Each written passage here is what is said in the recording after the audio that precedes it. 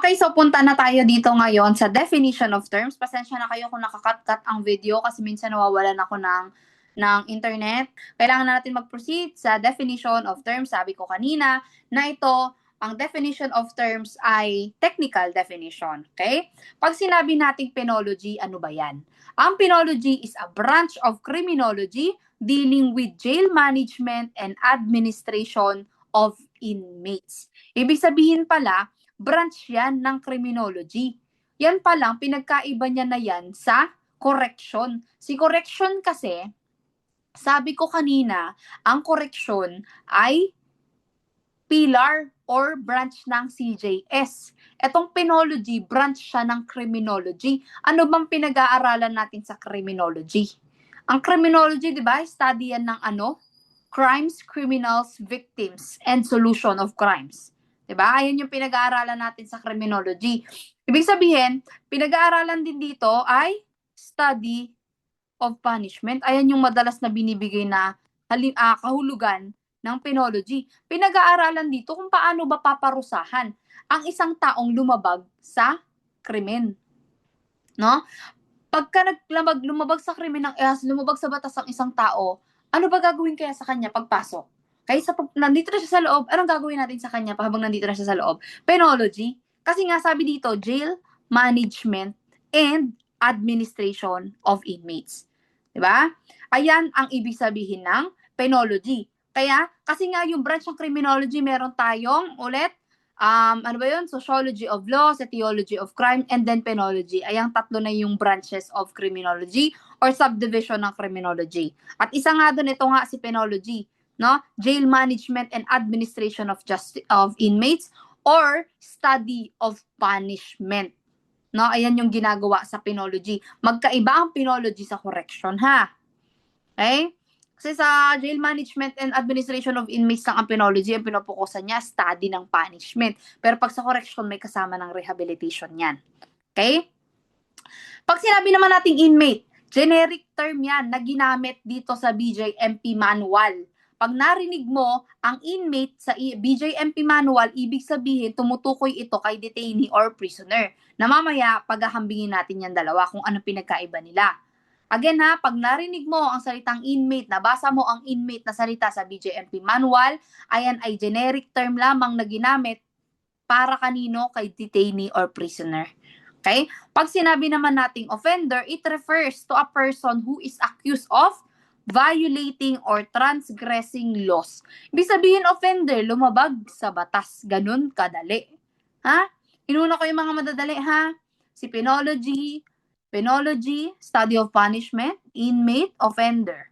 Okay? Penology, tandaan ha, jail management and administration of inmates. Inmate naman, generic term yan na ginamit kay detainee or prisoner. Si offender naman ay siya yung lumabag sa batas na pasado sa Pilipinas. Okay? Na ginawa or passed by competent authorities. Okay, dito naman tayo. Ano ang pinagkaiba ni detainee at ni prisoner? Madali lang to, matatandaan mo to, hindi mo to makakalimutan. Si detainee, a person who is accused before a court or competent authority that is temporarily confined in jail while undergoing or awaiting investigation, trial, or final judgment. Sa madaling salita, pansamantala, nakakulong yan sa loob ng jail, no? Nakakulong yan sa loob ng jail dahil meron pang investigation, no? Meron pang investigation, trial, or waiting pa siya sa final judgment. Sa madaling salita, ito ay hindi pa nasisentensyahan. Okay? Nakakulong siya sa jail dahil siya ay naghihintay ng investigation, trial, or final judgment.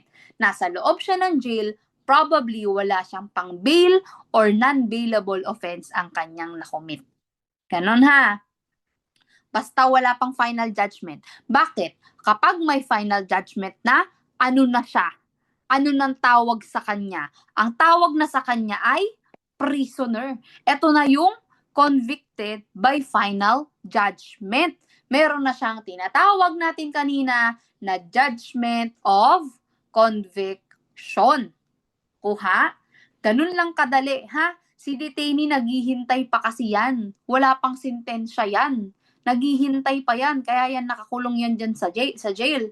Wala siyang pang bail or non-bailable offense, kaya siya naka-detain.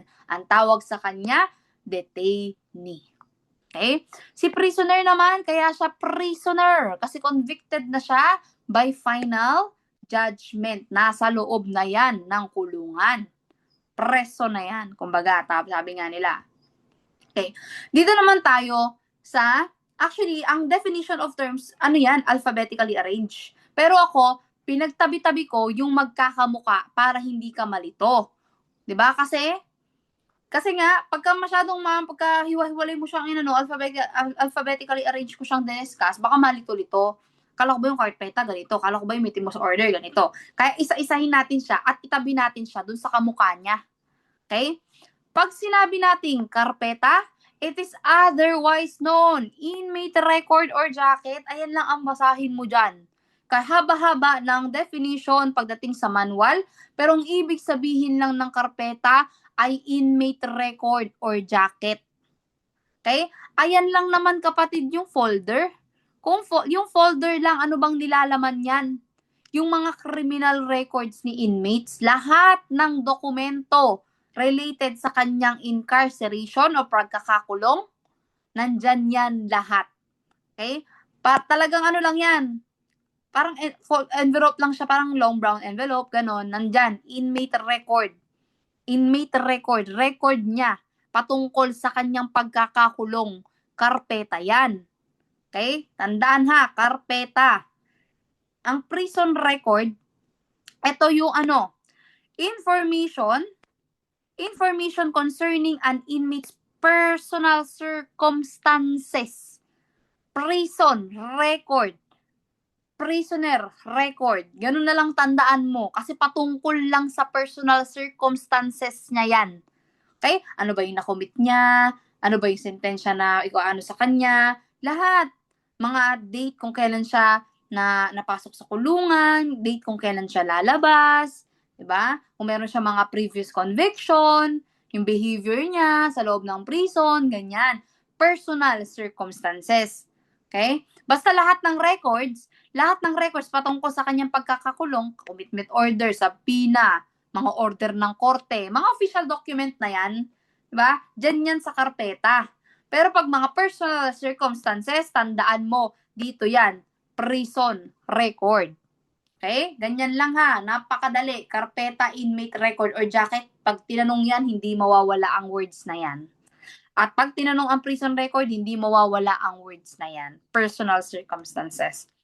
Okay, dito naman tayo. Sa dalawa na nga lang, na pagbabaliktad pa palagi. Ba? Magagawa tayo ng way para di natin ito makalimutan. Tignan mo. Commitment order. Una, written order of the court or any other agency authorized by law. Ibig sabihin, etong dalawa na to, parehas tong document ha. Yun yung pinagkapareho nila. Parehas itong document. No?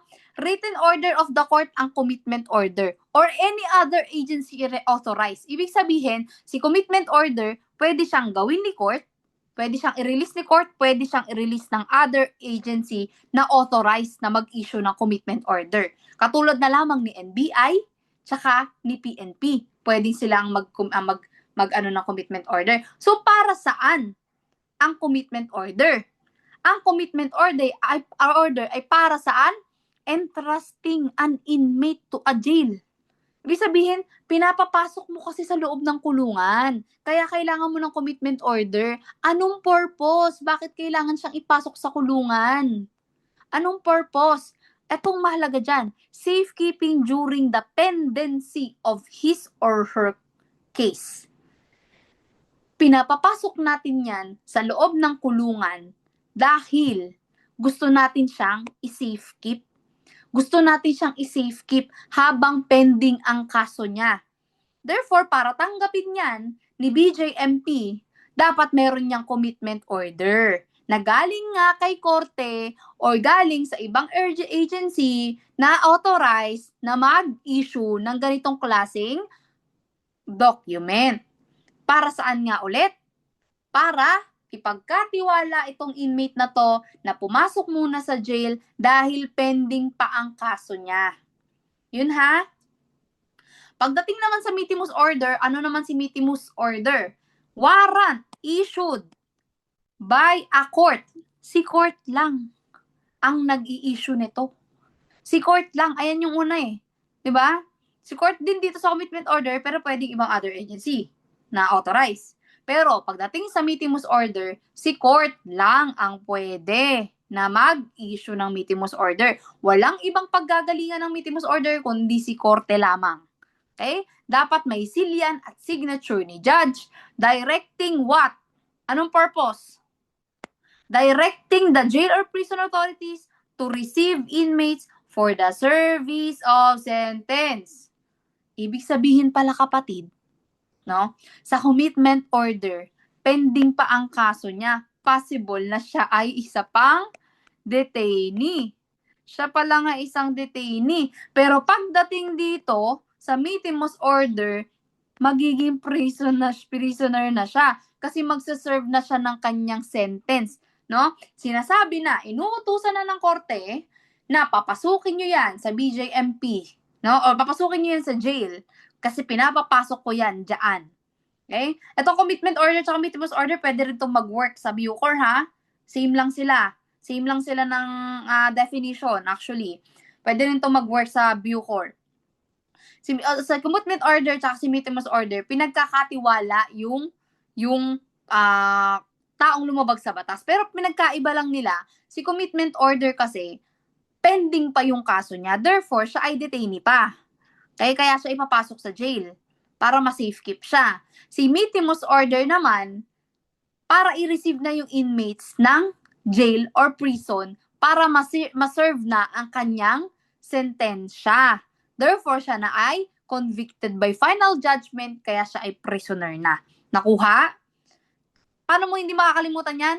S is to S tayo. S is to S. Pag natandaan mo na yung Mitimus Order, therefore, hindi mo na kailangan tandaan ng commitment order. Bakit? Kasi dalawa lang naman yung choices na nakakalito eh. At least alam mo na okay, Mitimus Order, S is to S. S is to service of sentence. Ibig sabihin, prisoner na siya. Ganun mo siya tandaan, ha? Okay? Okay, ganun mo siya tandaan. Ito ang mahirap pagdating sa online class. Hindi ko alam kung kailangan ko pang ulitin. Pero kung naguguluhan ka pa, pwede mong i-rewind, ha? I-rewind mo na lang yung lecture. O kaya, panoorin mo ulit. Basta, paulit-ulit na ako. Baka iniisip nyo na ang haba ng discussion ko, pero hindi. Lagi akong direct to the point ang discussion ko. Paulit-ulit lang ako. Bakit ako paulit-ulit? Kasi gusto kong mas ma-retain sa'yo. Kasi the more na marinig mo ng marinig yan, the more na tatatak yan sa kokote mo. Sa utak mo. Okay? Sabi nga nila, repetition is the mother of all learning. Diba? Okay? Huwag nang kakalimutan, S is to S. Ha? Dito pa tayo sa tatlo pang nakakalito. Sabi daw, nakakalito. Pero hindi ka na malilito kasi makikinig ka kay Ma'am Eka. Okay? Una, contraband, illegal contraband, nuisance contraband. Pag sinabi natin contraband, kaya siya inuna dyan, kaya ako siya inuna dyan, kasi yan ang pinaka-generic. Yan ang pinaka-general. Yan ang pinakauna sa lahat. Charot. Hindi, contraband, any article. Generic to eh. Any article, item, or thing prohibited by law, ito yung mahalaga. And, or, forbidden by jail rules. Okay? Kasi, pwede siyang mag-post ng security hazards or malagay sa panganib ang buhay ng mga inmates sa loob. Okay? Di mo ba napapansin? Basahin mo. Basahin mo. Generic siya. Bakit siya generic? Kasi, ang meaning ng illegal contraband at nuisance contraband ay pinagsama. Kaya siya generic. Basta pag tinanong sa board exam, kahit anong article, kahit anong bagay na pinagbabawal ng batas mismo or pinagbabawal lang siya ng jail rules, sumagot ka ng contraband. Balikan natin ito mamaya. Pag sinabi kasi nating illegal contraband, these are things that unlawful in themselves. Yan. Hindi siya pinagbabawal lang. Bawal talaga siya. Anong halimbawa? Anong halimbawa? Dangerous drugs, weapons, potential weapons, kahit ba nasa loob ka ng kulungan, nasa labas ka ng kulungan, bawal yan. Yes. Kasi nga, these things are unlawful in themselves. Bawal yan. Hindi lang jail rules ang nagbabawal yan. Buong bansa natin, I mean, buong lahat ng lugar sa bansa natin, itong bansang Pilipinas, bawal talaga yan. Kaya siya tinawag na illegal contraband. Pag napasok yan sa loob, tawag na dyan illegal contraband. Mga kontrabando, illegal. Kasi nga, pinagbabawal yan talaga. Unlawful in themselves. Okay? Ito yan, oh. Ito yun yung una yan, oh. Thing prohibited by law. Diba? Nandyan sa meaning ng contraband. Pag sinabi mo namang nuisance contraband, may not be classified as illegal under Philippine laws, but forbidden by jail rules. Ibig sabihin pala, pag sinabi nating nuisance contraband, pinagbabawal lang to sa loob ng kulungan. Okay? Pinagbabawal lang sa loob ng kulungan kasi nga baka magkaroon ng kaguluhan or issue sa loob, maging mapanganib ang buhay ng mga nakakulong. Kaya pinagbabawal. Okay? Ano bang halimbawa ng nuisance contraband? Cellphone. Bawal ba yan sa labas? Pwede yan. Sa loob lang ng jail, bawal. Money, pwede yan. Sa loob lang ng jail, bawal. Mga jewelry, appliances, gadget, bawal lahat yan sa loob ng kulungan. Pag nakapasok yan dyan, ang tawag dyan ay nuisance contraband. Okay? Ayan yon. Balikan natin. Ang contraband, o ulit, ha, makinig ka. Contraband ha, kahit anong bagay na pinagbabawal ng batas at pinagbabawal ng jail rules. Okay? Pag pinagbabawal ng batas talaga, tawag dyan illegal contraband. Pag pinagbawal lang yan ng loob ng jail, nuisance contraband. Pag pinagsama yan dalawa, contraband. Okay? O na, hindi na makakalimutan yan kahit pagbalik-balik ta rin pa yan, ma'am. Kabisado na namin yan agad. Ganun. Ito pa. Pakinggan mo to. Ito pa yung tatlo na pinagsama-sama ko na medyo nagkakandalito-lito na nagkakandagulo-gulo na. Okay, pakinig ka. Parang parehas lang to sa contraband. Jail incident. Generic na naman to, beb. Tingnan mo. Any untoward or uncommon actions, events, or conditions. No, kahit anong kaguluhan sa loob. Kahit anong uncommon, hindi pangkaraniwan na nangyayari, hindi yan head count, hindi yan ganito, hindi yan ganyan. Kaguluhan sa loob, no? Ano bang halimbawa niyan? Merong tumakas, may namatay, may kung ano nung kalamidad. Ang tawag diyan, jail incident. Yan ayan yung mga example, jailbreak, riot, noise barrage, stabbing, assault. Ayan yun, kahit ano kasi. Kahit ano, basta uncommon siya sa loob ng kulungan na hindi dapat nangyayari sa loob ng kulungan, pero nangyari. Okay? Ang tawag doon ay jail incident. Nakuha? Kahit anong nangyayari sa loob ng kulungan. At ito nga, nakastate dito yung mga halimbawa. Okay? Pag sinabi mo kasing jail escape at jailbreak, pareho lang silang may tumakas. Ang question dito, ilan yung tumakas? Ganun. Kasi jail escape, jailbreak, pareho lang yan may umalis. Kasi nga sabi nga nila, sa kulungan, ang surname or ang apelyido daw lang lahat ng mga nakakulong ay takas. Diba? Kasi talaga silang lahat kating-kati tumakas. Kaya laging may nakakatakas. Pero minsan nababalik din naman agad. Diba? Pero ngayon, may mga lahat gustong tumakas kasi nga sobrang buryong sa loob, ganto ganyan. Kaya wag na wag kayong lalabag ng batas. Ayun ang lagi ko sinasabi sa kapatid ko. Diba? Kasi yung mga kapatid na lalaki at bunso pa, talaga matitigas ang ulo. No? Sobrang tigas ng ulo talaga. Sabi ko, kahit ano nang gawin mo, wag ka lang lumabag sa batas. Kasi sabi ko, sobrang hirap sa loob ng kulungan. Okay? Anyway, si jail escape kasi, it is an act of leaving from jail of an inmate. An inmate. Ibig sabihin, singular yan siya. Through unofficial and illegal ways, of course, kaya nga escape. Pero tingnan mo to, babalikan natin to ha. Si jailbreak, the escape from jail by more than 2. Pag sinabi nating more than 2, kasama ba yung 3? Ay, kasama ba yung 2? Ba, ulit. Pag sinabi nating more than 2, kasama ba yung 2? Yun ang tanong ko. Kasama ba yung 2? Pag nauna ang more than, hindi kasama ang 2. Pag nauna ang two or more, ibig sabihin kasama ang two. Nagets? Nakalito? Ganito. Kasi, crucial to sa atin. Kasi maraming mga more than, less than, not more than, 2 or more, 3 or more, mga ganyan. Ito tatandaan mo. Pag nauna yung number, ganito, pag nauna yung number, 2 or more. Ibig sabihin, kasama yung 2. Kasi 2 or pataas. Pero, pag sinabing more than 2, hindi nakasama yung 2.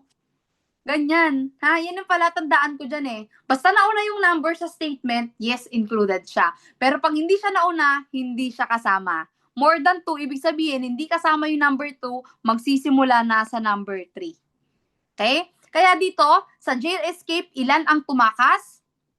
Ba? Ito kasi, pag an inmate, usually, pag malawak ang vocabulary mo, isa yan. Isa. Pero since nga, ang sabi sa jailbreak, 2 or more than 2, ibig sabihin 3 pataas. So dito, 1 to 2 inmates. Yan. Gan ha, jail escape, 1 to 2 inmates ang tumakas. Pero pag sinabi nating jailbreak, 3 pataas. Alam mo, bago ko marinig yung technique ng isang lecturer na napanood ko dati, kung paano niya to tinandaan, bago ko marinig yun sa kanya, na ano ko na talaga, napansin ko na ganito ko nga siya gustong tandaan. Yung pag sinabi kasing letter B, B, ano yung bonakid, di ba? Bonakid, pag 3 pataas, di ba? Ganun yung ano nila, yung advertisement. So, alam mo na pag B, 3 pataas ang tumakas. Yun na lang ang tandaan mo dyan. Kahit di mo natandaan yung jail escape, basta alam mo yung jailbreak, parang katulad lang yan kanina. No? Alam mo na yung S is to S ng Mitimus order, kaya alam mo, Mitimus order, service of sentence. Tama? Pag sa jailbreak naman, 3 pataas kasi bonakid, B ang jailbreak. Letter B ang break, kaya 3 pataas. Naku ha? Feeling ko kailangan pang ulitin. Ulit. Again, si jail incident, kahit anong untoward or uncommon event sa loob ng kulungan. Katulad na nga lang ng jailbreak, may riot, noise barrage, mga kung ano-ano pa. Kahit pa ano pa yan, fire, flood, earthquake, yan, jail incident yan. Kasi hindi pangkaraniwan na nangyayari sa loob ng kulungan yan. Kasi dapat, ang pangkaraniwang nangyayari sa loob ng kulungan ay kung ano yung routine nila. Diba? Pag sinabi naman nating jail escape at jailbreak, pareho lang may tumakas. Ang jail escape kasi, ilan ang tumakas ba dyan? Ang tumakas dyan ay 1 to 2 inmates.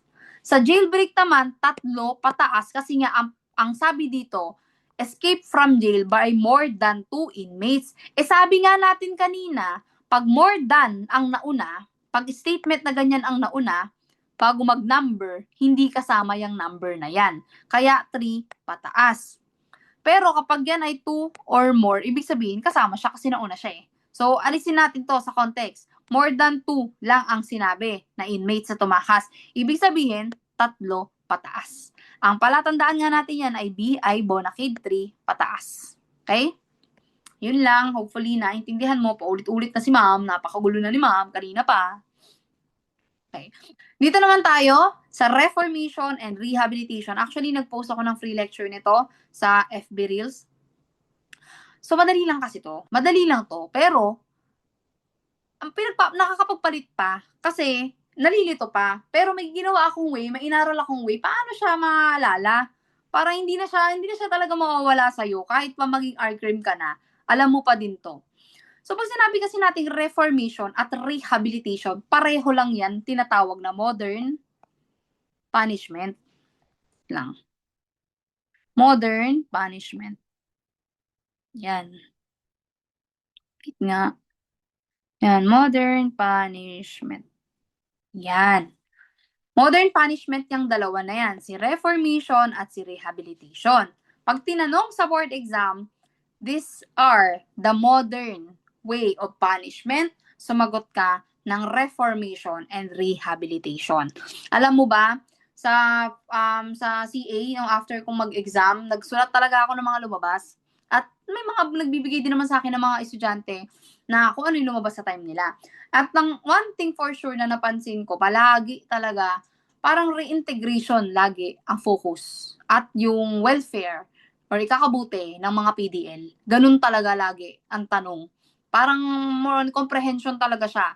Okay? Kung ano yung makakabuti sa PDL, tsaka kung paano sila ma-reintegrate sa community ng maayos. Yun talaga.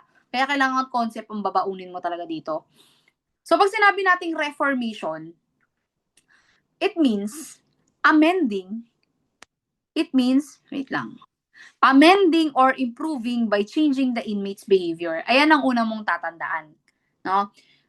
Ibinabago ang pag-uugali ng isang inmate. Diba? Kahit saan yan, kahit institutional correction, kahit non-institutional correction siya. Pag sinabi nating insti, di ba, alam na natin sa loob o kaya sa labas, non-insti. Basta pag sinabing reformation, binabago yung pag-uugali ng tao. Yun muna yung unahin natin binabago ang pag-uugali ng tao.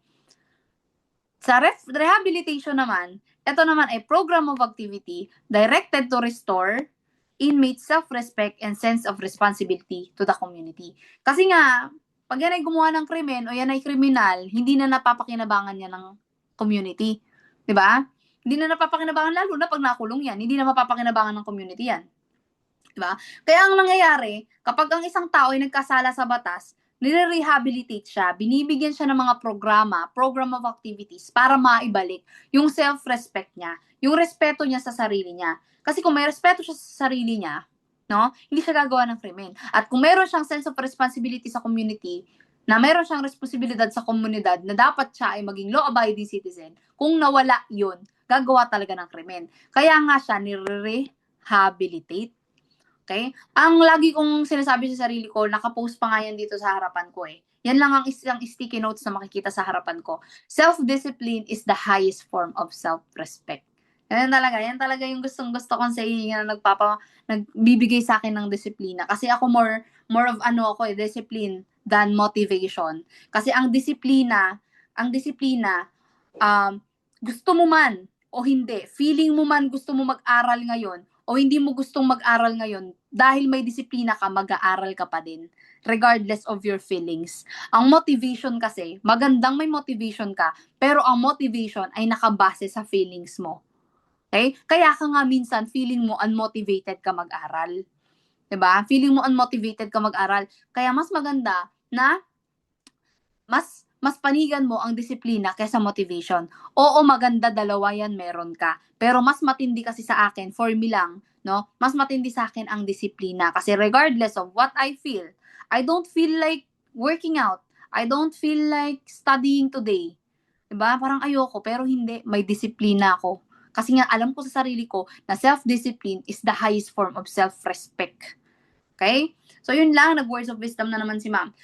Ang tatandaan mo, sa reformation, binabago ang pag-uugali. Therefore, saan nakafocus ito? Sa inner self.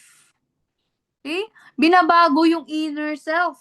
No? Tinatanggal yung mga kamalian sa loob-loob niya. Binabago ang kanyang pananaw. Okay? Binabago ang kanyang pag-uugali, binabago ang kanyang pananaw sa buhay. Therefore, pag nagbago na yan, no, marami yan. Mga spiritual, religious, ayan, nagbabago yung pananaw sa buhay. Okay, di na ako magagawa ng krimen ulit. Ganyan, di na ako gagawa ng krimen kasi nakilala ko na lalo si Lord, yung mga ganyan.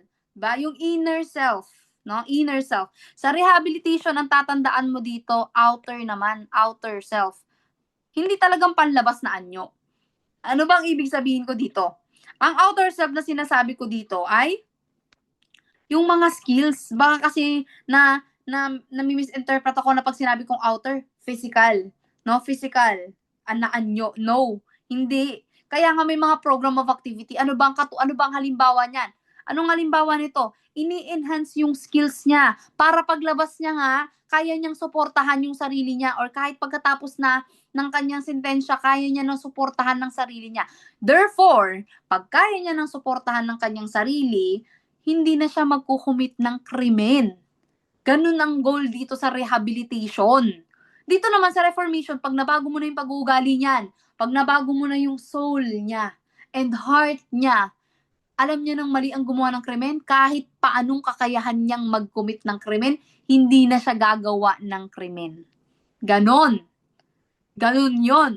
Ba? Skills, di ba? Meron tayong test na dyan sa loob. Merong ALS, di ba? Yan yung mga ganyan. Ito naman, pwedeng religious. Di ba? Moral. Di ba? Mga ganyan. Yan yung mga yan. So, hindi mo na makakalimutan yan. Tama? Teka nga, baka mamaya di na naman nare-record yung mukha ko. Yan. Kasi ang OA ko pa naman mag-discuss. No, minsan nga yung mga estudyante ko, inaasar ako, gumagano'n pa daw ako. Yan. Minsan kasi syempre dadala ka ng discussion. So again, no, modern way of punishment is reformation and rehabilitation. Huwag mong kabisaduhin yung meaning, tandaan mo yung concept, ang reformation, binabago ang pag-uugali, pananaw, puso, kaluluwa ng isang inmate para matanggal na yung kamalian niya. At kahit ano pang kakayahan niyang mag-commit ng krimen, hindi na siya magko-commit ng krimen kasi nabago na ang kanyang inner self. Okay? Rehabilitation naman, pag sinabi natin rehabilitation, ito yung mga programa para ma-restore, bumalik ang kanyang self-respect at maibalik ang sense of responsibility niya sa community para maging law-abiding citizen na siya after serving his or her sentence. Ano to? Ito naman yung outer self. Nakafocus sa skills, no? Nakafocus sa skills para naman matuto siya. Bigyan natin ng ganito. Bigyan natin ng ganito. Turuan natin ng ganito para paglabas niya ng kulungan, kaya niya na suporta ng sarili niya at hindi na siya magkukomit ng krimen. Okay? Gets out. Okay? Ano naman pag sinabi nating safekeeping? Tatanong siya sa board exam. Pag sinabi nating safekeeping, it refers to what? Temporary custody of a person for his or her own protection from the community and for the community na pinanggalingan niya. Ibig sabihin, ganun yung sinabi ko sa inyo kanina. Ang safekeeping, nandyan yan sa loob ng kulungan. Pero dito, specifically stated, this is temporary custody. Kahit temporary custody yan, safekeeping pa din yan. Basta, si inmate or si offender, o sabihin natin offender, si offender, pinoprotektahan siya from the community at yung community pinoprotektahan din laban sa kanya. Ganon. Kumbaga parang kinukulong ka namin dyan para hindi ka na makapag-commit ng krimen ulit sa community. At kinukulong ka din namin dyan, no? Para hindi ka masaktan ng community. Yun yung safekeeping. No? Madali tandaan. Okay? Madali tandaan, ma'am. Basic na basic ang safekeeping. Temporary custodian ng isang tao para ma-proteksyonan siya from community na pinanggalingan niya. At para din maproteksyonan yung community, no? Kung saan siya galing. Ulit-ulit na ako, no? Okay, ito ang gusto ng lahat. Conjugal visitation. Ano ba ang mahalaga sa conjugal visitation? Alam naman natin na ang conjugal visitation ay magchuchuk-tsakan, no? Magjujerjer sila sa loob. Kasi talagang kailangan ng tao yan, di ba? Kailangan ng tao yan. So parang tinanggalan mo na rin siya ng karapatang mabuhay kung wala siyang conjugal visitation. Di ba? Sobrang tuyot na yan dyan sa loob. Diba? So, ang conjugal visitation, ang kailangan mo nang tandaan dito, by the book, no? Si wife, wait lang. Si wife, bibisitahin niya si husband na nakakulong. Short period lang daw, usually an hour more or less. Ba? Minsan 1 to 2 hours daw, sabi. Pag minimum ang tanong 1 hour. Pagka maximum ang tanong 2 hours. Pero minsan may mga nakikita pa nga akong 3 hours. Pero yan, based tayo dyan sa libro. An hour, ibig sabihin, an. Pag nakita mo yung an, ibig sabihin 1 yan ha, 1. Ganyan yan. Pagka marunong kang umintindi ng English, an hour. Hindi ko alam kung anong tawag yan talaga sa English, pero pagka ganyan, singular yan for me. Kaya 1 hour. So, ayan, 1 hour and maximum of 2 hours. Bibisitahin ni wife ang kanyang asawa sa loob ng kulungan. Ma'am, kailangan ba kasal sila? General rule, yes. Pero merong mga pinapayagan basta parang wala lang silang asawang iba, hindi sila kasal sa iba, meron silang mga ganitong certification from the barangay o saan sila nakatira, maraming mga ganyan. Basta makuha lang nila yung mga requirements, no? Sa doon meron silang mga mga rooms talaga. Nakita ko pa nga, natatawa ako, nakita ko nung sa nakakatawa lang kasi nakakitan ba ako. parang nung nakita ko sa Facebook, parang pinost na yung BJMP personnel, ano siya,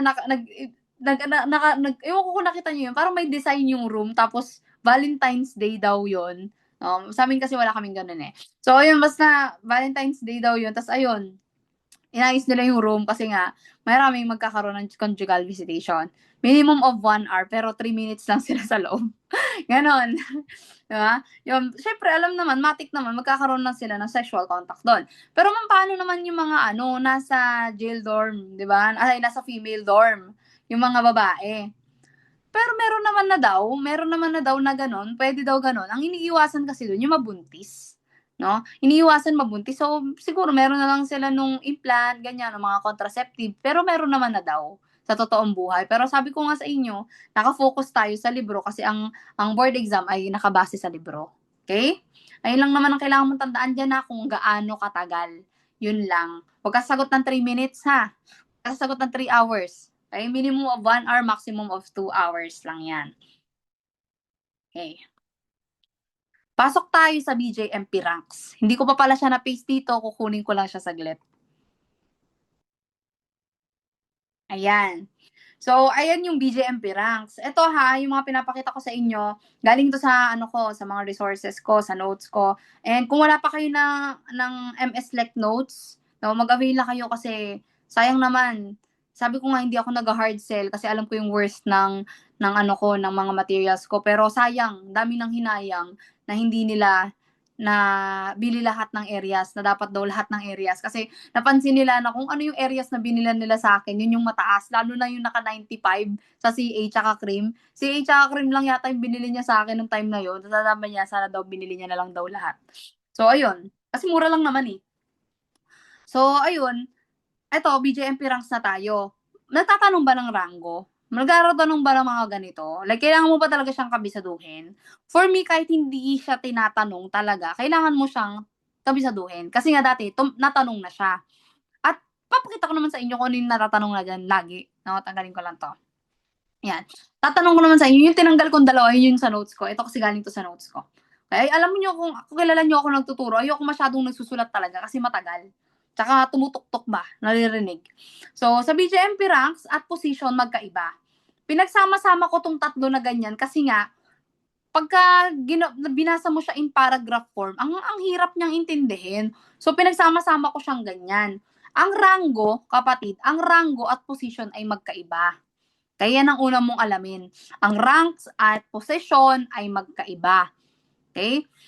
At tatandaan mo sa BJMP 2-star lang pagpasensyahan niyo na yung drawing ko, ako lang nakakaintindi niyan, hindi ko naman din in-expect na i-she-share ko yan, 'no? Pagpasensyahan niyo na yung drawing ko. Minsan yung mga estudyante ko inaasar ako 'pag nagtuturo ako ng FS kasi hindi ako marunong mag-drawing ng ano, ng ammunition. 'Di ba yung ganyan, gaganyan ako, tapos mukha mukha siyang ano tuloy, yan. Anyway, si BJMP ranks, tandaan mo ulit ang ranks at position ha. Tingnan mo, mag-umpisa tayo dito sa pinakababa. Kasi ganyan ko siya kinabisado.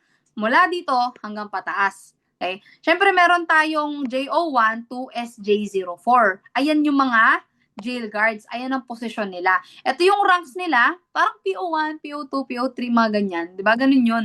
JO1 to SJO1. Jail guards yan.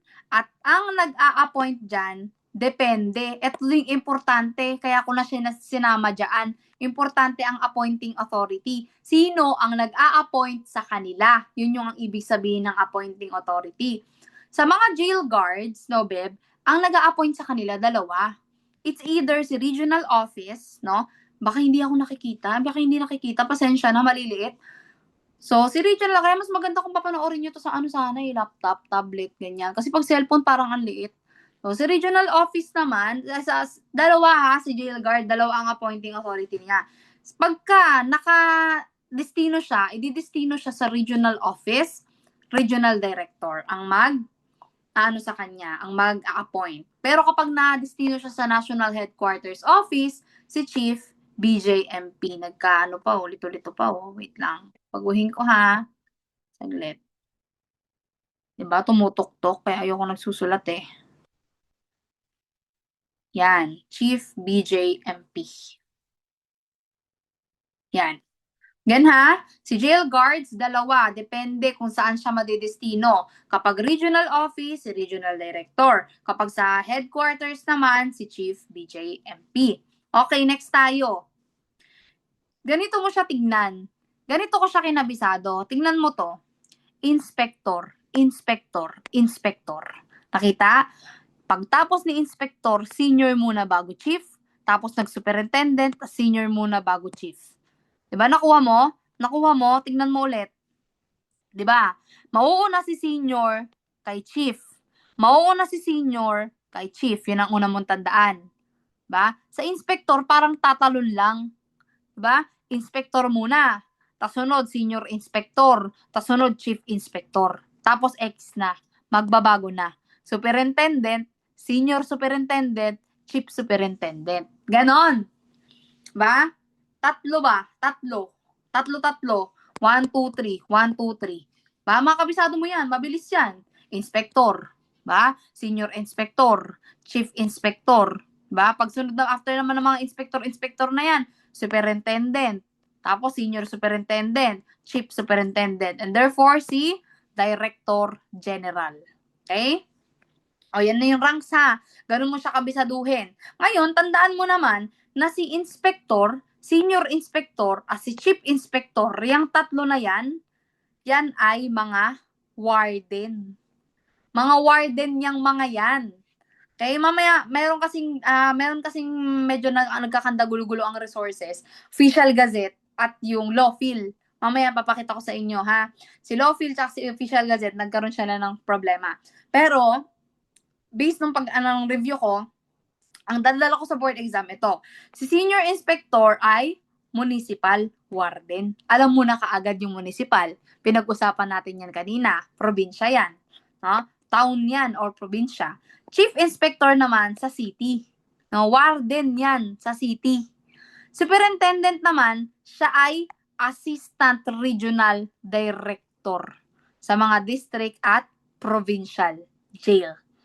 Assistant Regional Director. Siya na iba Assistant Regional Director.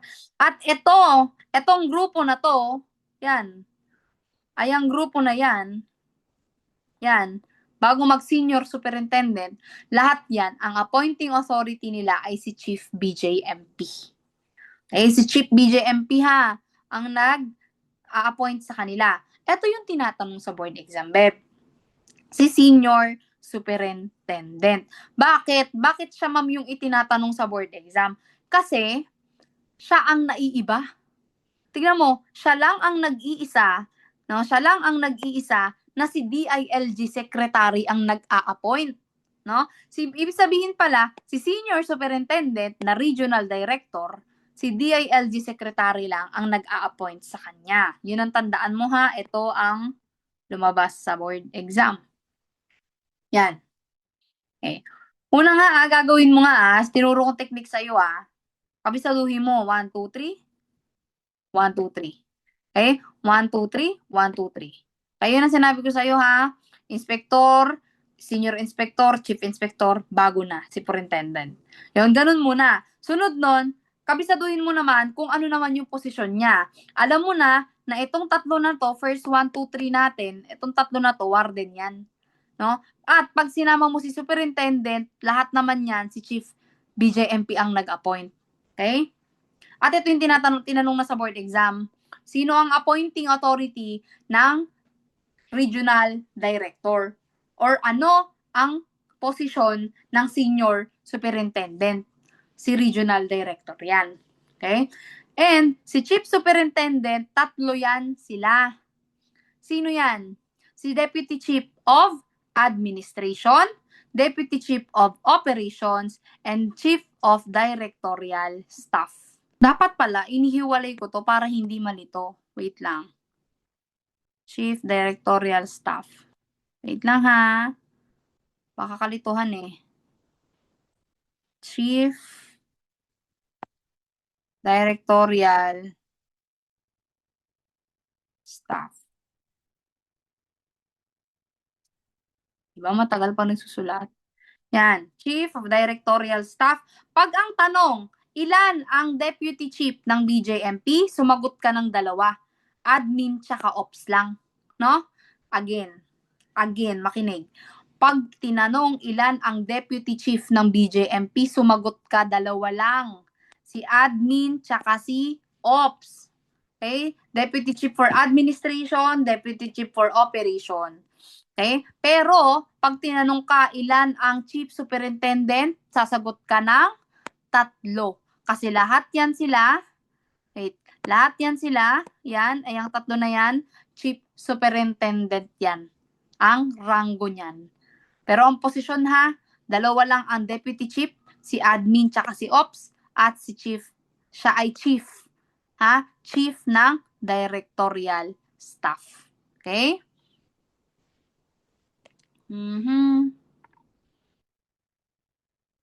Ano naman tong mga ano naman tong mga tatandaan mo sa insignia nila? Yung mga nandito, tsaka tama, yung mga nandito nila. Yan. Sa inspector, kapatid, ano ba tawag dyan? Ma'am Dahon. Ano yan? Tawag dito, anahaw. Anahaw yan ha, huwag niyong i-judge yung drawing ko. Anahaw, 1 anahaw si inspector, 2 anahaw si senior inspector, tapos ano na to, ma'am flower. Flower yan, ma'am. Hoy, Sampaguita yan, huwag niyong inaano-ano yung drawing ko ah. So, ayan, si Sampaguita, si Chief Inspector, 1 Sampaguita yan. Wait lang, nagloloko na yung laptop ko. Oh my gosh. Parang pati yung laptop ko, hindi niya kinakaya yung drawing ko.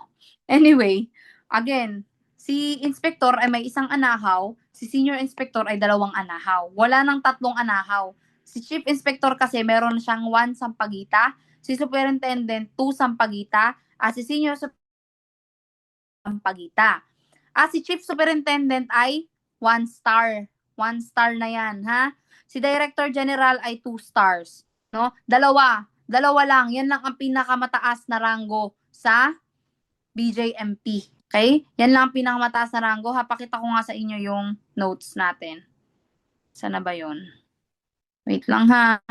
Pakita ko sa inyo. Yan. Ganyan kasi yan sa, yan o.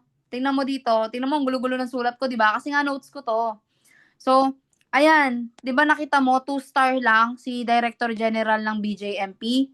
Tapos makikita mo si Bucor wala siyang 2 stars. No? Si Bucor wala siyang 2 stars. Pag-aralan natin 'to sa time ng Bucor. Okay, kasi BJMP pa lang tayo ngayon eh. Pero dito sa PNP kompleto yan sila. 1 2 3 4. Diba? Na magkakanda gulo-gulo lang kapag ka hindi mo talaga alam. Kaya nga itong illustration na to, kahit na napakapangit ng sulat ko dito, malalaman mo na si BJMP, 2 stars lang ang pinakamataas. Pero dito, sa Bucor, 4 stars, pati sa PNP. Pero sa Bucor kasi, wala silang 2 stars. No? Pagkatapos ng isa, 3 agad. Ganon. Ha? Yun lang naman. Okay. Ano pa? Ano tong yung mga pink notes na to? Ano tong mga pink notes na yan? Yung pink notes na yan, ayan yung command group.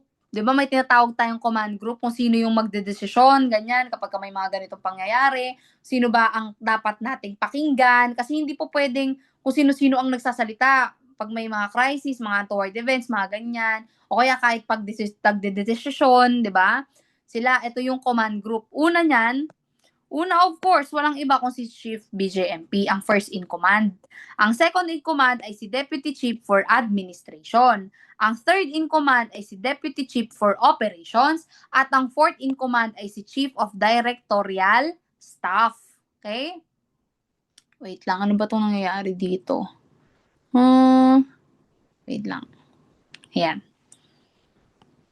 Kaya yun lang ang kailangan tandaan.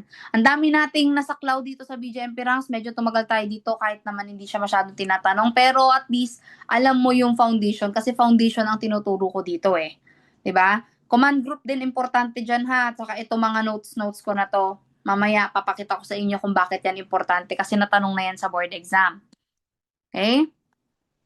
Pasok na tayo sa BJMP manual pa rin tayo ha. Pasok na tayo sa commitment and classification of prisoners and detainees. Alam na natin si prisoners, alam na natin si detainees, pero pag-usapan muna natin si classification. Ano ba pag sinabi natin classification? It refers to assigning or to grouping of inmates according to their respective penalty, gender, age, nationality, health, and criminal records.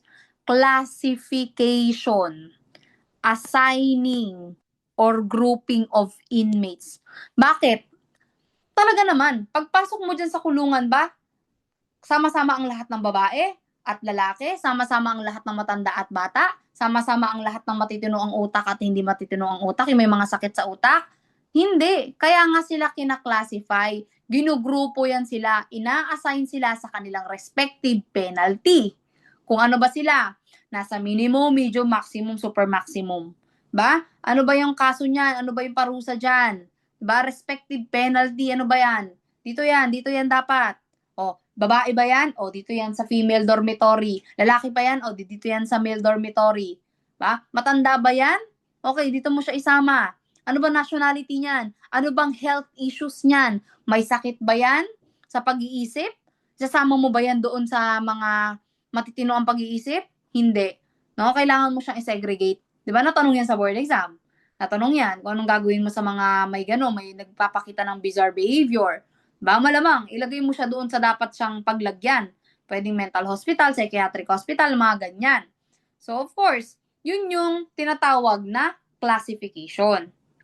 Ginugrupo or ina-assign ng isang inmates according sa kanyang respective penalty, gender, age, nationality, health, or criminal records at iba pang kailangan na ikonsidera. Okay? Alam na natin yung commitment, alam na natin yan, safekeeping during dependency of his or her case. Ito yung mga courts and other entities authorized to commit a person to jail. Di ba sabi ko sa inyo kanina, si commitment order, no? Order yan ng korte, pero pwede rin yung mga other agency na authorized na mag-issue. Ano ang tawag dito sa mga entities na to? Ano yan? Ito yung mga authorized to commit a person to jail. Ito yung mga tinatawag nating competent authority na tinatawag. Wait lang. Competent authorities. Diba? Authorities. Yan. Ayan yung mga competent authorities na pwede ring mag-issue ng commitment order na inuutusan ang isang jail na papasukin mo yan para for safekeeping. Okay? Kasi nga pending pa ang kaso niyan. Sino-sino ba yung mga yan? Of course, Supreme Court, Court of Appeals, Sandigan Bayan, RTC, MTC, MCTC, Congress of the Philippines, and all other administrative bodies or persons authorized by law to arrest and commit a person to jail. Katulad na lamang ng NBI tsaka PNP. Okay? Meron tayong dalawang categories ng inmates, 'di ba? Napag-usapan natin to kanina, na pag sinabi nating inmates, it refers to generic term ng prisoner tsaka detainee. And napag-aralan na natin kanina na si prisoner ay inmate na convicted by final judgment. Meron na siyang final judgment of conviction. Papasok na siya sa kulungan. Ganon. Si detainee naman kasi waiting pa yan siya. Kasi nga, under investigation or under trial pa siya or naghihintay pa siya ng final judgment ni judge. Kaya siya tinawag na detainee. Ito lumalabas sa board exam. Classification of prisoners. Prisoners, ha? Prisoners. Ibig sabihin ulit ng prisoners, convicted by final judgment. Again, repetition is the mother of all learning. Okay? Ulit-ulitin natin para sure ball ang CA. Okay? Prisoners. Prisoners, again, ano nga ulit yan? Ito yung mga tao or mga inmates na convicted by final judgment. At kinaklasify sila into 4 main classes. Ano yan? Si municipal, provincial, city, insular. Pinagsunod-sunod ko yan siya. Pag nakita mo yan sa manual, malilito ka. Kaya pinagsunod-sunod ko yan siya na ganyan. Si municipal prisoner, ito yung mga prisoner na makukulong lamang ng 1 day to 6 months. Tandaan mo yan. Pag tinanong ha, ito yung klase ng prisoner na makukulong ng 1 day to 6 months, ano ang tawag sa kanya? Okay? Ano ang tawag sa kanya? Municipal prisoner. 1 day to 6 months, si municipal prisoner. Tignan mo to si provincial. 6 months and 1 day to 3 years. Provincial prisoner naman yan. Okay? Tignan mo tong si city. 1 day to 3 years. Ibig sabihin, 1 day to 3 years. Kaya ko siya pinagsunod-sunod. Ito yung pinakamaiksi, sumunod sa maiksi, at ito pinagsama yung una at pangalawa. 1 day to 3 years. City prisoners na ang tawag sa ganyang prisoner. Okay? Next, insular or tinatawag din yan na national prisoner. National prisoner. Yan. Yan naman ay ang mga prisoner na kukulong 3 years and 1 day to reclusion perpetua to death. Usually, nasaan na to? Under na to ni Bucor. Okay? Kasi nga sa jail, di ba, 1 year to 3 years lang. Ay, 1 year, 1 day to 3 years lang. Okay? Pagka 3 years and above na, 3 years and 1 day pala, pataas, yan na yan, papasok sa Bucor. Okay? Again ha, si municipal prisoner, si 1 day and 1 day to 6 months ang kanyang pagkakakulong. Kapag naman 6 months and 1 day to 3 years, si provincial prisoner na ang classification niya. Kapag naman 1 day to 3 years, siya ay city prisoner. Kapag naman 3 years and 1 day to reclusion perpetua to death, insular prisoner or national prisoner. Kabisaduhin mo yan. Hindi pwedeng hindi mo yan kabisaduhin. Sabi nila, huwag kang magkabisado sa board exam, baunin mo ang concept. Pero what more or what if kabisaduhin mo plus baunin mo ang concept? Di ba? E di mas effective ka nun. Hindi ka nga lang masyadong efficient kasi puro kabisado. Pero kasi may mga bagay dito, Beb, na kailangan mo talagang kabisaduhin. Like, hindi mo pwedeng hindi kabisaduhin. Matatandaan mo ba yan? Pag hindi mo kabisado yan? Bawalin mo concept. Sige, anong concept niyan? Hindi, kailangan mong kabisaduhin yan. Na 1 day to 6 months, municipal prisoner. 6 months and 1 day to 3 years, provincial prisoner. 1 day to 3 years, city prisoner. And 3 years and 1 day to reclusion perpetua or death, insular or national prisoner. Ito naman, tapos na tayo sa prisoner ha. Kinlassify na natin yung prisoner. Dito naman tayo sa classification ng detainees. Sino naman si detainees? Alam na natin yan, na yan ay fit. Tandaan mo yung salitang fit na yan. Awaiting final judgment, undergoing investigation, and awaiting or undergoing trial. Ganyan ko siya kinabisado. Ganito. Si AF, no? Si AF, si UI, at si AUT. Diba? Sulat mo muna yung fit. No? Sulat mo muna yung fit. Ako kasi, no, kung hindi nyo pa alam, ang way of learning ko is, manonood ako ng lecture, magbabasa ako, magsasagot ako ng question, and then minsan, gagawin ko ganito. Hindi ako magkakabisado sa utak ko na F, I, T. F, ganito, I, ganito, T, ganito. Hindi ako ganon. Hindi ako sa utak. Hindi ko kaya yon. Ang way of learning ko is kasama dito yung blurting na tinatawag. Yung kung ano yung nasa utak ko, sinusulat ko siya. At binibigkas ko ng bibig ko at naririnig ko pa. Para kung tinuturuan sarili ko. Ganon. O, di ba? Pares tayo. Ganon ka rin. O, di maganda kung pares tayo. Anyway, ganito. Sulat mo muna yung fit. Ano ba yung fit? Awaiting final judgment. Ba? Awaiting final judgment, undergoing investigation, awaiting or undergoing trial. Di ba? Dali, di ba? Ganyan lang, ganyan ko na siya kinabisado. Pero kahit naman kasi hindi mo na siya kabisaduhin ng ganyan, alam mo na kapag detainee, naghihintay pa yan kasi wala pa yung sentensya. Ganun lang yun. Okay? O, ito na tayo. Tapos na tayo sa word na classification. Alam na natin na ina-assign at ginugrupo ang inmates according sa kanyang kailangan na respective penalty, criminal records niya, health niya, gender niya, nationality niya. Tapos na rin tayo sa classification ni prisoner. Alam na natin yung 4 ha. Si municipal, provincial, tsaka si municipal, provincial, city, tsaka si insular or national. Okay? Natapos na natin yon. Ngayon, na-classify na rin natin si prisoner tsaka si detainee. Na ngayon, si detainee yung fit. Ngayon, papasok na tayo sa inmate security classification. Again, pag sinabi nating inmate sa manual, sino nga yan? Pag sinabi nating inmate sa manual, si detainee yan or si prisoner. Okay ha? So, itong ano na to, classification, security classification na to, kung ano ba sila? Kung gaano ba dapat ka-intense yung pagbabantay sa kanila. Ganun yun. Kung gaano ka-intense yung kailangan bantayan sila, ganun. Kaya sila kinaka-classify. Security classification. Gaano katinding security ang kinakailangan ng inmate na to. Ganun ha. Ganun yung atake dito. Anyway, yon. So, una, si high-profile inmate. Si high-profile inmate, tatandaan mo lang dito, Beb. Those who require increased security based on intense media coverage.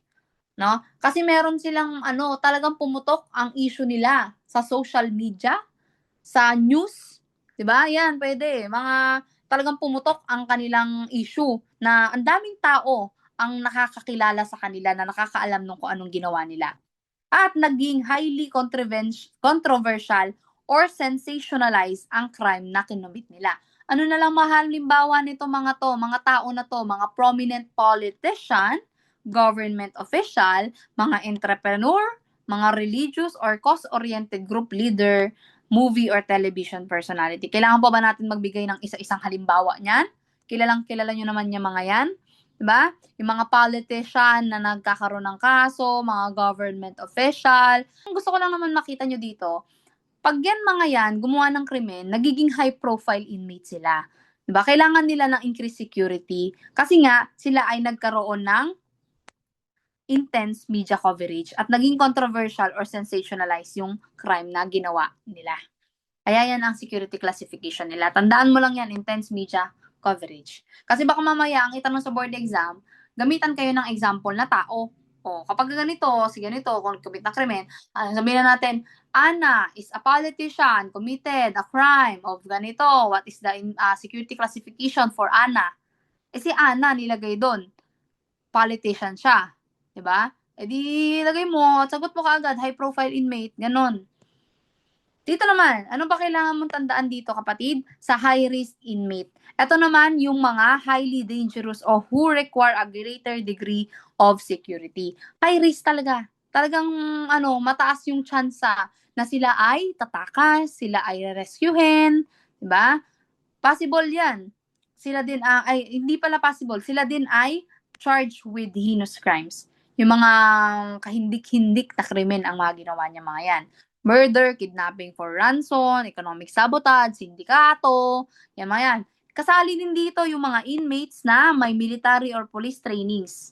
Or yung mga whose life is in danger or under imminent threat. High risk inmate. Mataas. No? Mataas yung risk ng inmate na to. Kasi nga, highly dangerous siya.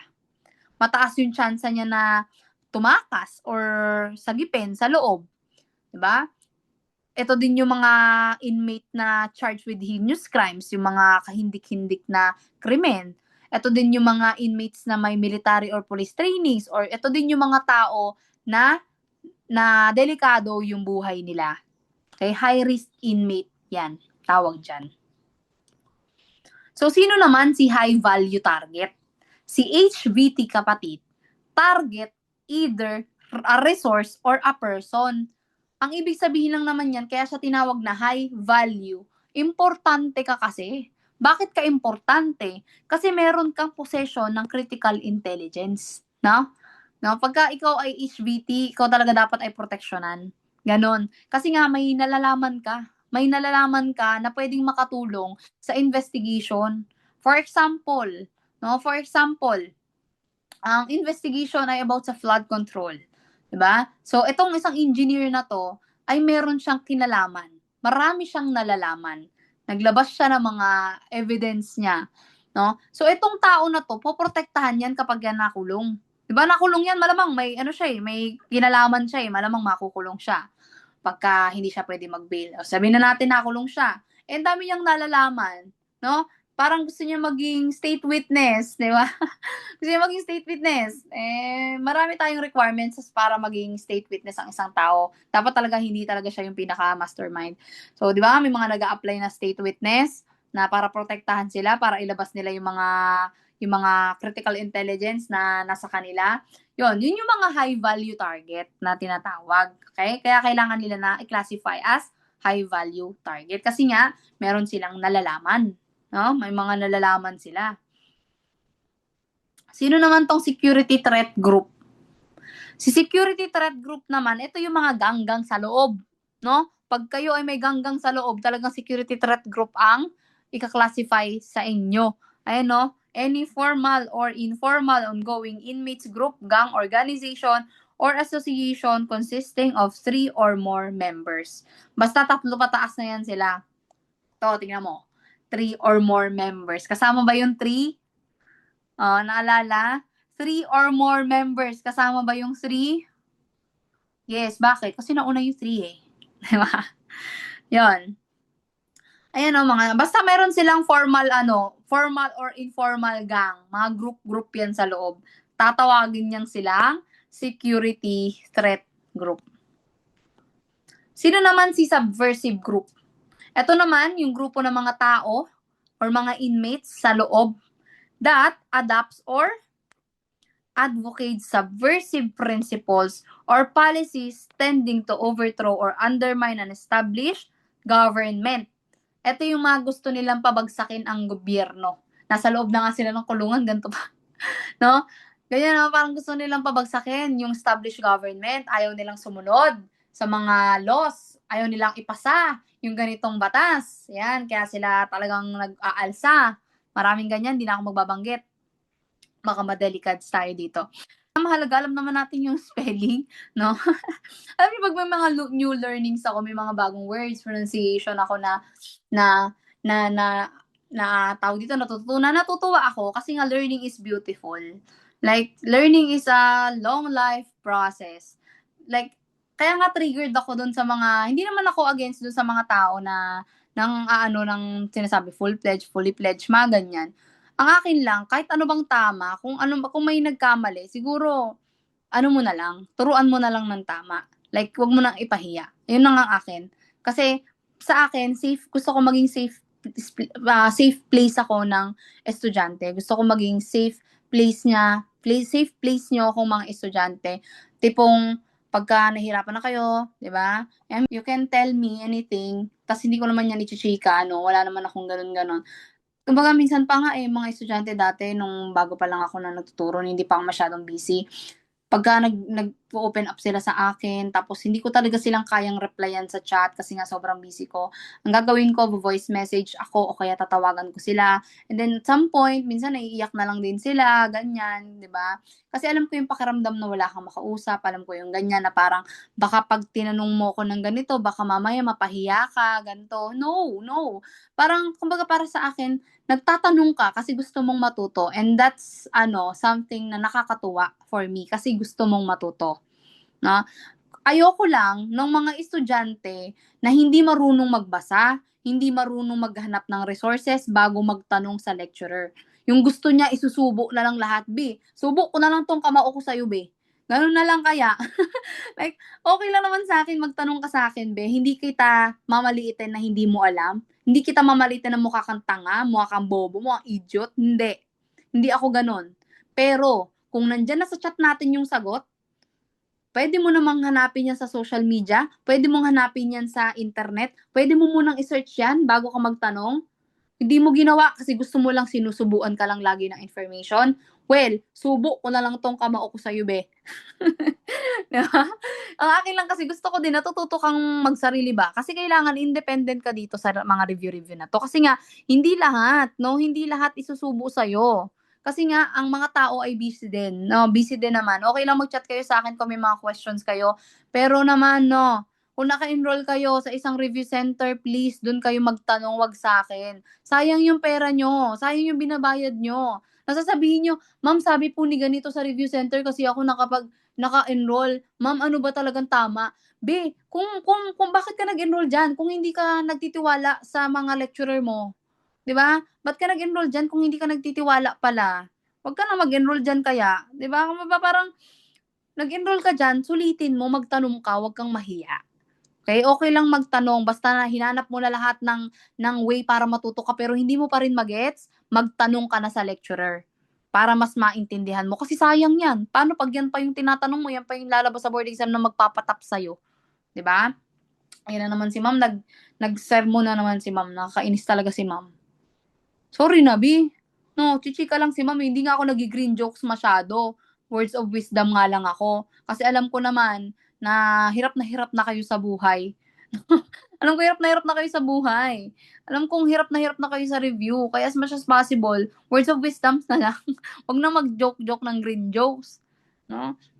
'Di naman ako puwedeng magsulat ng ano dito dahil ako'y kapatid, 'no? Kung may mga kapatid dito, hello mga kapatid. Anyway, ano naman si terrorist group. Si terrorist group naman, hindi ko na 'to kailangang basahin, terorista 'to kapatid, 'no? Ito yung, security classification na kailangan niya mataas-taas din kasi nga terorista siya. Ito yung mga grupo ng tao na nag-commit ng mga following. Itong following ha, babasahin pa ba natin 'to? Mga matitinding batas na pang-terorista, nanggugulo, nananakot, 'ba? Ang mga terorista kasi may pinaglalaban silang ideology. Tapos gusto nila matakot kayo, tine-threat kayo, 'di ba, gano'n. Tignan mo ang ginagawa nila, piracy, mutiny, rebellion, insurrection, coup d'etat. Pag-aralan niyo 'to sa CLJ, 'no? Basta madami, 'no? Madami silang ginagawa itong mga ano na 'yan, crime na 'yan, panggulo 'yan. Basta nanggugulo, nagpaparamdam ng takot kasi sumusunod kayo sa government niyo, mga gano'n. Terrorist group 'yan. 'Di na natin kailangang isa-isahin, basta ito yung mga kinumit nila, tatandaan mo lang. Kahit naman 'di mo 'to kabisaduhin, eh, alam mong pang-terorista yung ginawang krimen, terrorist group, okey? Sino naman si violent extremist offender o tinatawag na VIO? 'No? Si violent extremist offender, a person whose political or religious ideologies are considered far outside the mainstream attitudes of the society, or who violates common moral standards and who has adopted increasingly extreme ideals and aspirations resorting to the employment of violence in the furtherance of his or her beliefs. Di na ako nagbibigay ng ano ba, ng example ba, kasi baka mamaya may maano ba ako, may matawag dito, may masaktan ako. Pero for purposes of board exam, ang violent extremist offender, meron itong tao na 'to, si inmate na 'to, meron siyang napakalayo talaga ng kanyang pinapaniwalaan, 'no? Napakalayo ng for example, kunyari ganito, "O ipapakasal kita dito, tapos 'pag nagpakasal kayo magpapagamit ka sa'kin." Mga gano'n. Mga ideologies nila kasi 'pag nagpagamit ka sa'kin ibig sabihin binibigay mo yung sarili mo sa Diyos bago mo ibigay yung sarili mo sa asawa mo. Yung mga ganyan, yun yung mga ganyan, yung parang sobrang layo talaga ng pinapaniwalaan nila. 'Di ba? Sobrang layo talaga. O, 'di ba, kunyari 'pag nagkaanak ka, o ikaw, bilang kaanib ka dito sa amin, kailangan yung anak mo ihahandog mo sa akin at yung anak mo gagawin kong server. Like, pagsisilbihan niya ako, paggagantuhin niya ako, ganon. Sobrang layo nung kanilang religious ideologies. Pero din mga political na ideologies nila, sobrang layo. Ang tawag sa kanila ay violent extremist offender. Ganito, madali lang naman na to kapatid. Medium risk inmate, no, moderate risk na lang yan. Moderate risk to the public and staff, hindi na sila masyado. Pero kailangan pa din nilang bantayan kasi baka tumakas pa eh. 'Di ba? Pero yan yung mga medium risk inmates, yung parang hindi moderate na lang, medyo na lang ba? Ganun, parang nasa kalagitnaan na possible mag-harm pa sila ng public, possible mang-harm pa sila ng staff, ganyan. 'Di ba? Pero kailangan pa din nila ng greater security, control, and supervision kasi baka nga tumakas pa sila. And itong mga minimum risk inmates na to or tinatawag na ordinary inmates, ito na yung mga inmates na meron na silang lesser tendencies to commit offenses. Bakit? Kasi minsan, ito, in most cases, they may be first-time offenders at light offense lang yung kanilang mga nakumit. no? So, yun yung mga minimum risk. Light offense lang naman, hindi naman sila sobrang grabing mapanganib, kaya minimum risk lang sila. Hindi sila masyadong mapanganib, tas light offense lang yung mga kinumit nila, kaya sila nilagay sa minimum risk. Minsan nandito na rin yung mga talagang palabas na, no? Palabas na ng kulungan, kaya hindi na talaga yan gagawa ng another offense. Yun lang ha. Kaya balikan nga natin. Yan na. Balikan natin. Sa classification tayo. Yan. Classification na assigning or grouping ng inmates. Kasi ito yung mga competent authorities na pwedeng maggawa na, or mag-issue ng commitment order para ipasok si inmate sa loob ng kulungan para sa kanyang safekeeping kasi nga pending pa ang kanyang kaso. At meron tayong dalawang kategorya ng inmates, yung prisoner at detainee. Mabilis si ma'am ha kasi nga binabalikan na lang natin. Prisoners ay convicted by final judgment, si detainee naman undergoing yung fit ba? Fit. Si classification of prisoners, itong apat na yan, si municipal, 1 day to 6 months, provincial, 6 months and 1 day to 3 years, si city prisoners, 1 day to 3 years, si insular ay 3 years and 1 day to reclusion perpetua. Tinatawag din yung national prisoner. At kapag classification naman ng detainees or waiting pa, tandaan mo lang si fit. Okay? Sa inmates classification security classification naman, pag sinabi nating inmates is either si prisoner or si detainee ito. At itong classification na to ay depende kung ano ba dapat yung level of security na binibigay sa mga ganitong klaseng inmates. Pag sinabi mong high profile inmate, meron silang intense media coverage. Okay, possible politician, government official, mga religious kineme, may mga entrepreneur. Ayan. High risk naman, talagang highly dangerous kasi nga ito ay possible tumakas, heinous crime, possible silang sagipin sa loob, yung mga gumawa ng kahindik-hindik na karumal-dumal na krimen. Ito din yung mga inmate na may military or police trainings at nasa mapanganib ang kanilang buhay.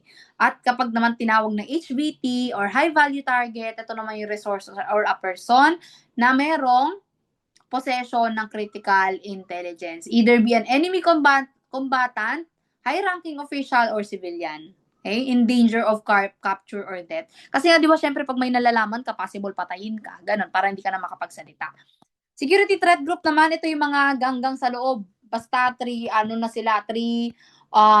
or more members. Yon, security threat group yan sila. Pag subversive group naman, meron silang na-advocate na subversive principles or policies tending to overthrow and undermine or establish government. Kasi ayaw nila nung established government, ayaw nila sumunod sa mga batas. Tawag sa kanila, subversive group.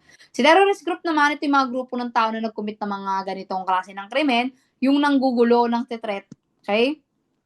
Si violent extremist offender naman, yung political or religious ideologies niya, ay kinukonsidera na sobrang layo sa normal. Okay? Ito naman si medium risk inmates naman, ito naman yung moderate risk na lang. Pero possible tumakas pa rin, kaya kailangan pa rin nila ng security.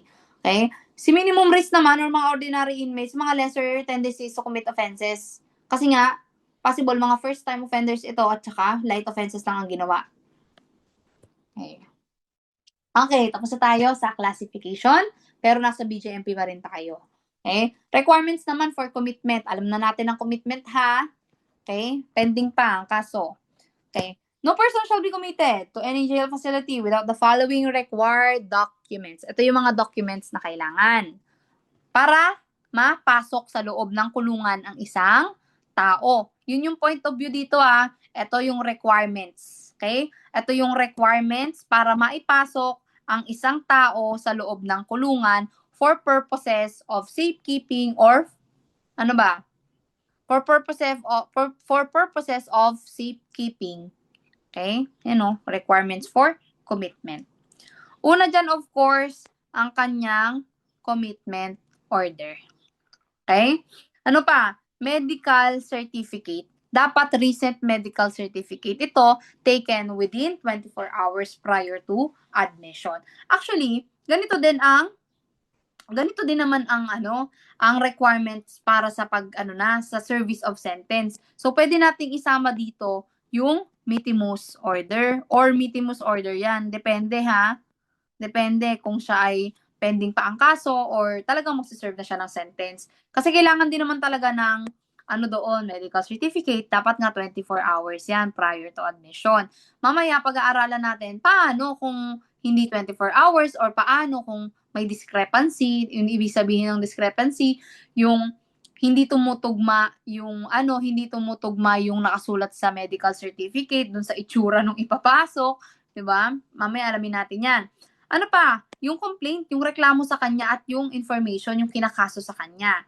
Ano pa? Yung police booking sheet at yung certificate ng detention niya from PNP or NBI, of course. 'Di ba? Sino ba mga prime mover natin, 'di ba? Yung mga law enforcement agency. So dapat na meron siyang certificate of detention. Yung tipong pinapunta muna siya doon. Ganon. Dinetain muna siya doon.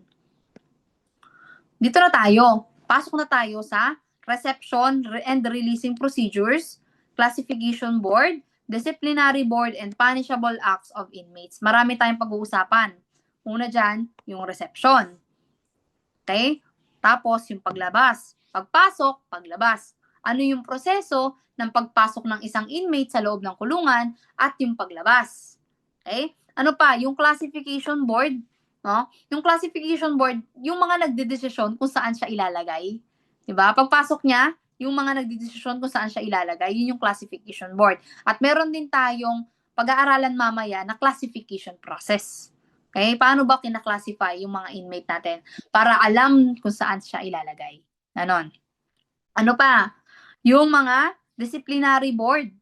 No? Ito yung mga disciplinary board, ito yung mga nagdedesisyon kung ano yung gagawin kapag lumabag sa jail rules ang isang inmate. At kung ano ba yung mga jail rules na pwede nilang malabag. No? Yung mga punishable acts ng inmate. At kung ano ba ang kailangan iparusa sa kanila. Mga ganon, ha? Yung pag-aaralan natin, more on process to. No? Proseso to, kaya kapit lang. Kapit lang. Kapit lang. Malapit na tayo matapos sa BJMP. Ilan lang to? Ganito karami. Yan. Kaya hindi ko pa nalagay pala yung mga process, oh. Yan. Yan. Siguro i-cut ko muna tong video na to, yung record natin, tapos proceed na tayo sa mga process para makahinga ka muna. Kumain ka muna.